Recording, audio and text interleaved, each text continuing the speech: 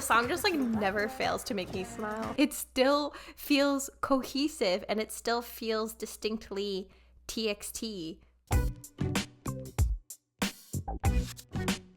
Hello, Claire Bears. Welcome back to part 3 of my reaction to the named chapter, Freefall, where we're going to get into the final 4 songs of the album, which are Skipping Stones all the way to the English version of Chasing That Feeling. If you haven't seen the first 2 parts of my reaction and you would like to start at the beginning, I will link to part 1 of the album reaction right here. And at the end, we'll also be unboxing the Weverse version of the album. So yes, this has been a fascinating album, not in terms of just the subject matter, but also just the range of genres and that really reflecting that, you know, journey in early adulthood to discover who you are, your identity. So let's see what Skipping Stones is gonna be like. Skipping Stones is an indie rock genre song. Oh my gosh, I actually made a joke.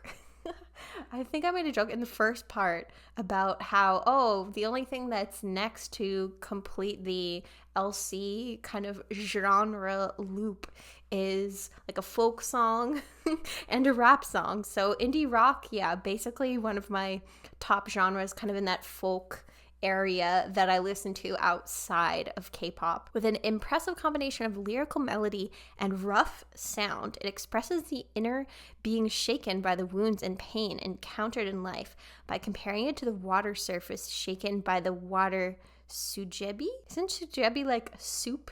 Yeah, it's soup. Sincerity can be felt in the voice that calmly expresses the will to endure hardships and move forward. Powerful drum and guitar sounds that catch your ear add to the fun of listening. So I'm curious if this is maybe gonna have like a 0x1 love song feeling to it. But first and most importantly, we replenish the wine glass. If I taught you anything, I taught you to replenish! Still cold. This thing definitely works. So yeah, I'm very excited to hear this indie rock vibe for Skipping Stones. So let's listen.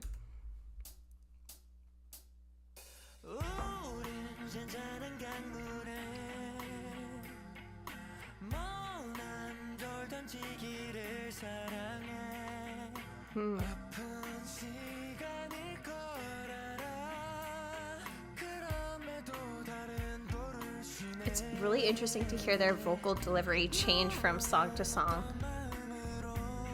This almost sounds like Nirvana-y. Like grungy.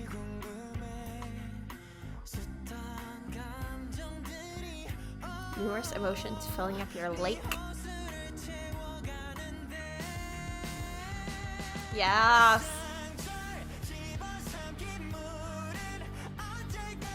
Taehyun's voice is always perfect for this rock sound.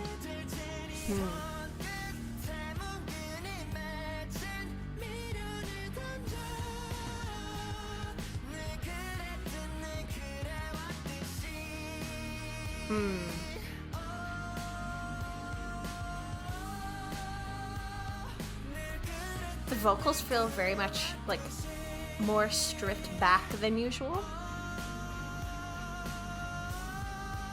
A bit more like bare and vulnerable, I suppose.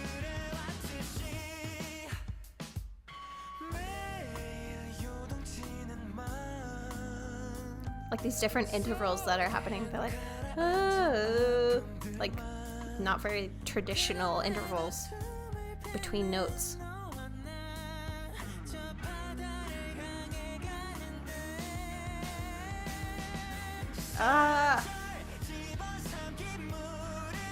That like pre-chorus line from Taehyun is everything.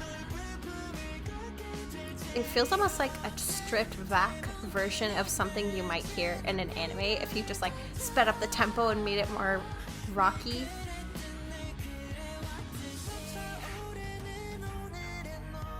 Ooh, I like this, so that tomorrow's me can embrace the overwhelming you of today. So yeah, really building on some of the things that we had kind of been establishing in part 2 of this reaction, of there being someone else joining them on the journey. And it's not exactly clear who this person is, but it's more so not necessarily about who the person is, but just about like doing this with someone else and not doing it alone, and that, discovering your identity with other people is a really important part of forging that path. So yeah, this is such an interesting song.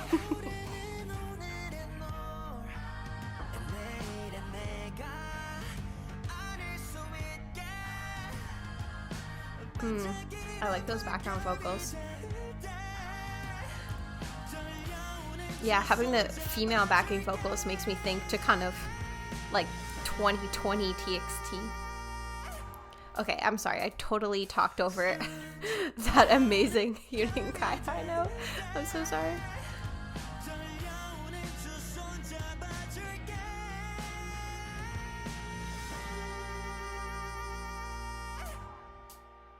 That was incredible. And the like, at the end, they're like, oh, hold on. I feel like that sounds strange for me to describe it, but just like the inflection he does at the end. It's kind of like Jiminy.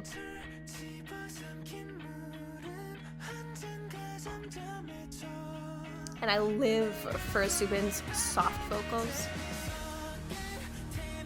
Yeah, the angsty Taehyun vocals, the soft Subin vocals.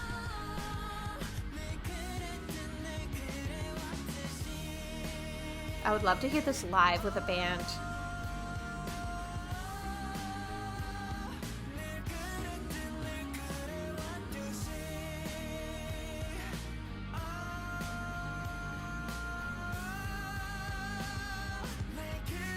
Yeah, Yeonjun's intense vocals. Yes. Oof.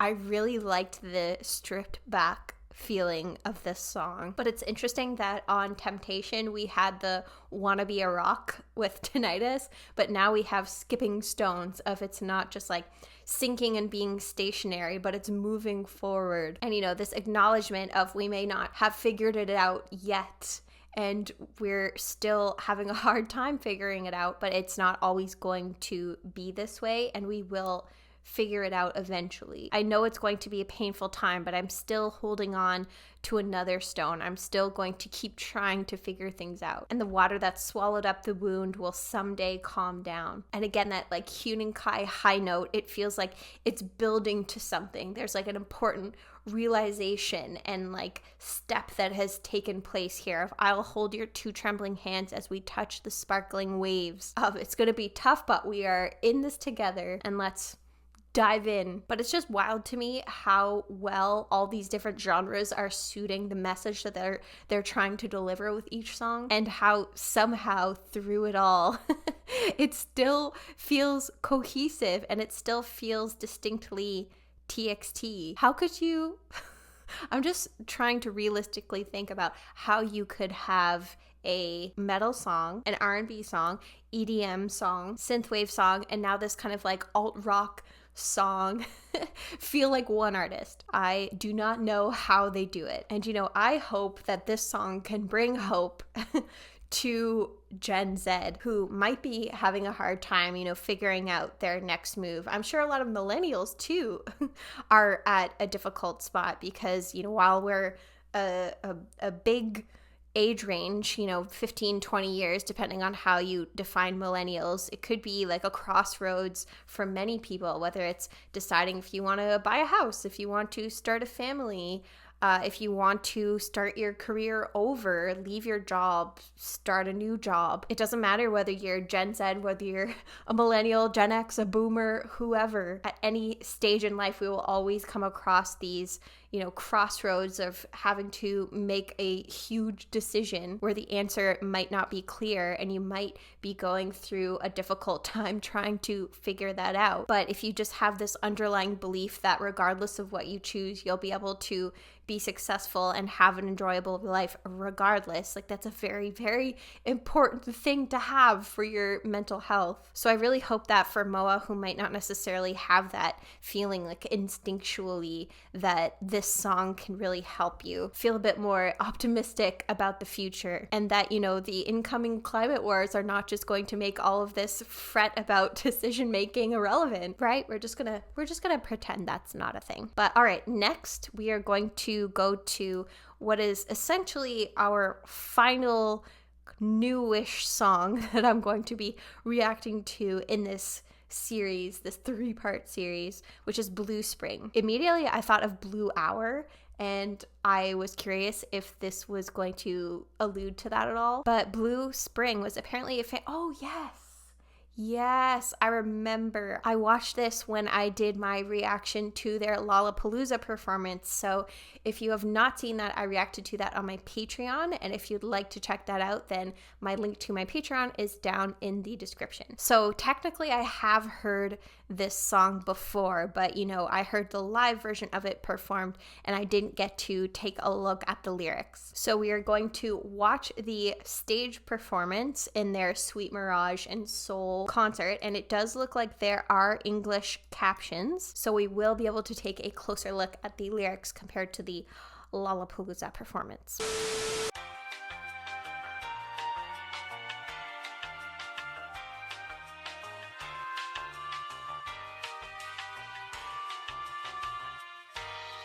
Now it's making me wonder whether all those songs that they were talking about earlier when they referenced you means Moa, because, this song explicitly is for Moa. Like, when we're high, when we're low, you're always by my side. All my youth is filmed with your warmth. Like, they did sacrifice their youth really to be part of TXT, and my once so chilly world blooms into spring at last. So I'm kind of wondering if this is, referring to them having such a short time with Moa together before the pandemic happened, and this being a reference to finally getting to reunite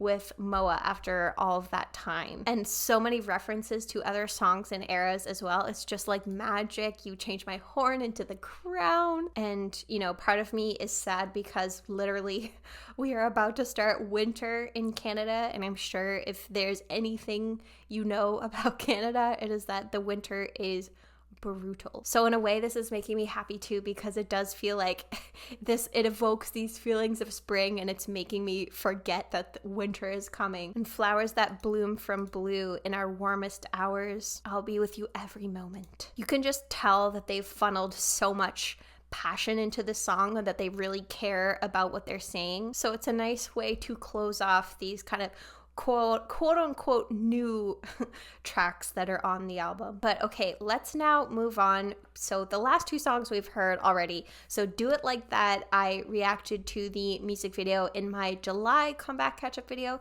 which you can check out right here if you have not seen that yet. And again, on my Patreon, I also watched their performance of Do It Like That at Lollapalooza. So now I'm going to be reacting to one of the final pieces of content that wasn't on a channel that would get my channel copyright strike, which is their Do It Like That stage and for their Act Sweet Mirage concert in Jakarta. So looking forward to what will likely be a fun performance here. So let's watch.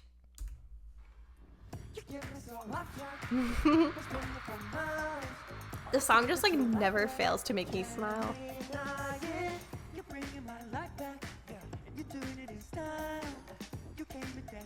Oh my gosh, they're so sweaty. Because I remember they did this at the end of their Lollapalooza set list. Oh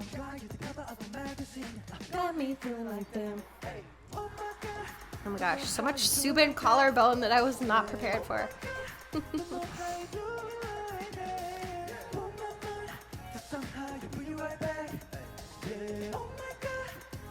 I feel like their mics are on because I could hear Subin's clap. Ah! Yeonjun, what are you doing?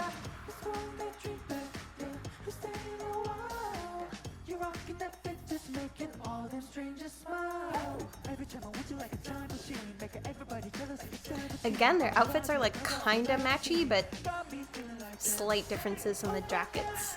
This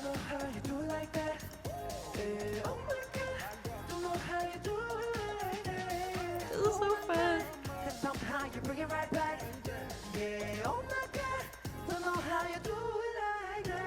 I can't singing and dancing at the same time and not singing insanely out of pitch is so difficult.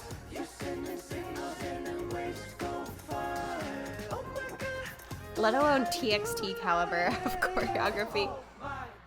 Ah!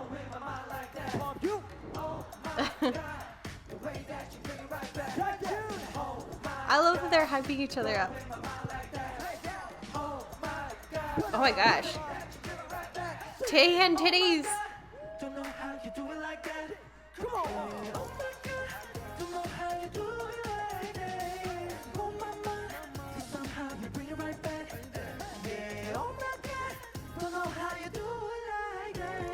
This is just like such a fun song.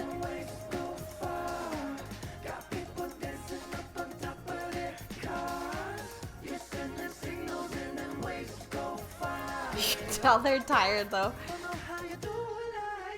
This is probably like one of their last performances of the concert, so I do not even remotely blame them. Because again, like I said, it's just so hard to sing and dance at the same time. So insane, serious kudos to them. Indonesian MOA definitely got a treat here. It would be so nice one day to be able to see TXT in concert. I'm sure it would be an amazing show, but unfortunately at this point, they have come nowhere near me to be able to attend a concert. So now that brings us to the final song of this album and this reaction, which is the English version of Chasing That Feeling. I'm always very interested when I listen to a version of the song in a different language than the original, how much of the original meaning transfers over to the new song in a way that doesn't feel awkward or strange, especially when you've listened to the original version of the song multiple times. And this is kind of a unique circumstance because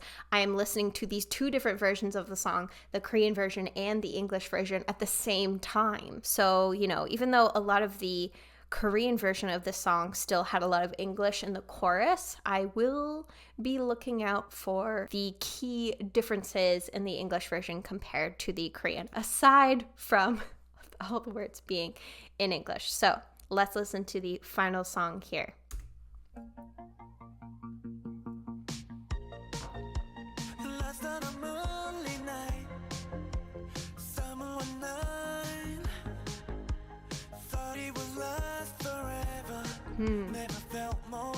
Summer 19. Like summer 2019?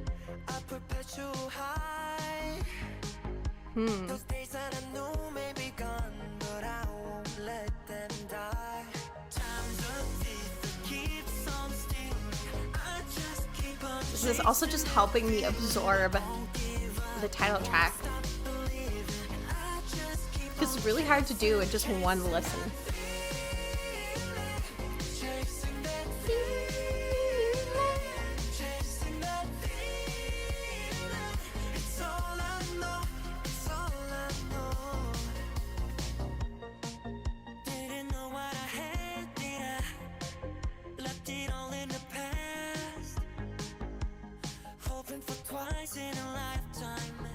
It does feel like the meaning of this song is slightly different, doesn't it?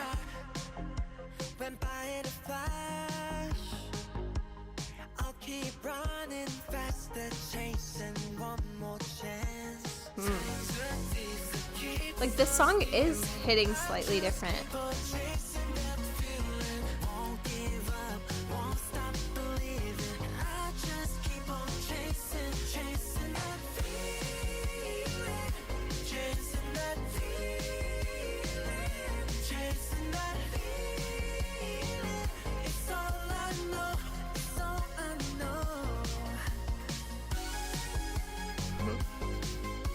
Yeah, I'm still getting Take On Me.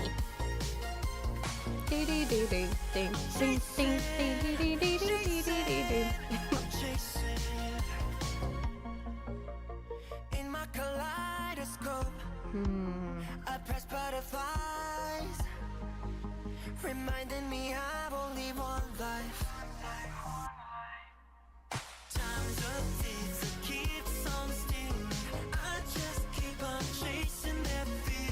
I like that line. Time's a thief that keeps on stealing.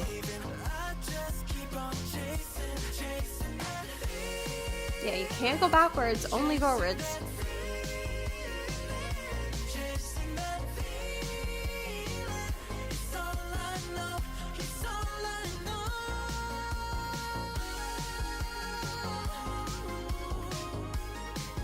Love a good Terry high note.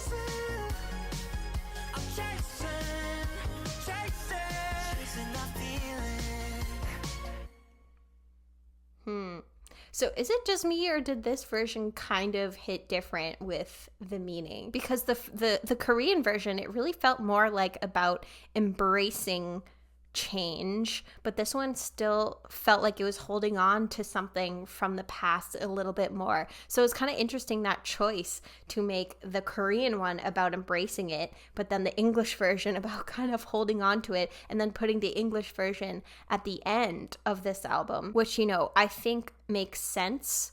Of, you know, it really does encapsulate and kind of summarize the theme of this whole album in this English version, of being caught between being stuck in the past and holding on to the past, but then also, you know, focusing on the now and embracing the future. It's definitely a tricky balance, that's for sure. So yeah, what an album. Oh my goodness. I just have so many thoughts. Just the cleverness of having it genre hop from one genre to another to represent the kind of push and pull of trying to figure out who you are, and the push and pull in the lyrics as well, from song to song, of one song being about being stuck in the past versus the next song being about embracing the future. I feel like it's just so representative of the Gen Z experience, and of just like your 20s, of figuring it out, what you want to do in life, who you are, what your next steps are, what you're going to make of yourself. Like, it's all just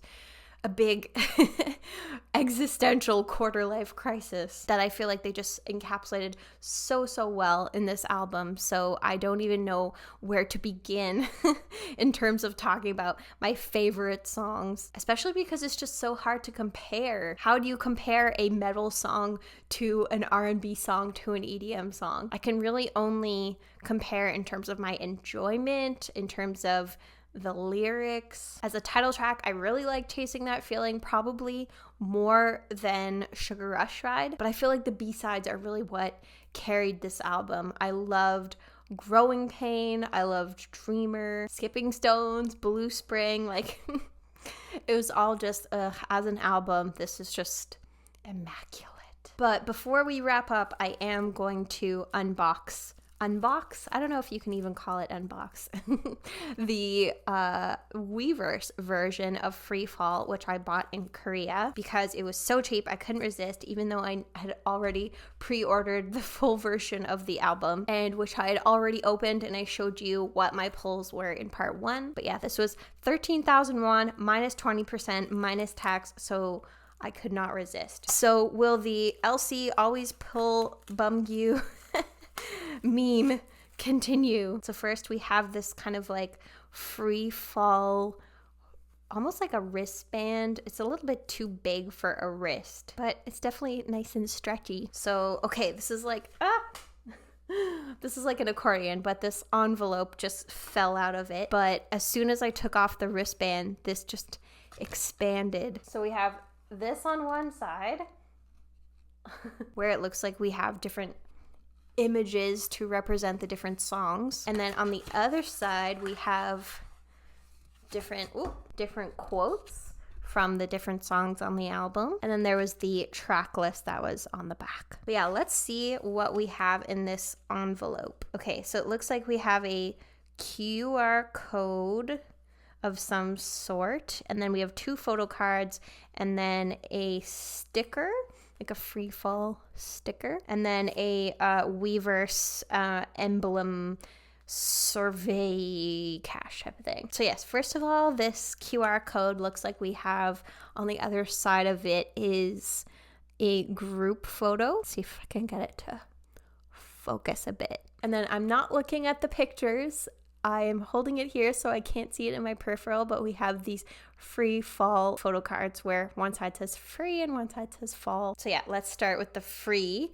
We have Huening Kai. Oh, so I like the blonde Huening Kai on what looks like the set for the Chasing That Feeling video. And then final photo card we have Oh, another Subin. So I have 2 Subin pulls. I didn't pull Bumkyu. Does that mean the meme comes to an end now? But yes, I love the dimple. So yes, here are all of my individual pulls from the album unboxings. Friends, thank you so much for joining me for this reaction and making it all the way to the end of these 3 parts. I really, really hope you enjoyed it. I certainly enjoyed it. One of my favorite TXT albums for sure. And I would love to hear from you what you thought of this album. Is it one of your favorite TXT albums too? Which songs were your favorite, if any? Definitely let me know down in the comments and leave this video a like if you enjoyed it. I cannot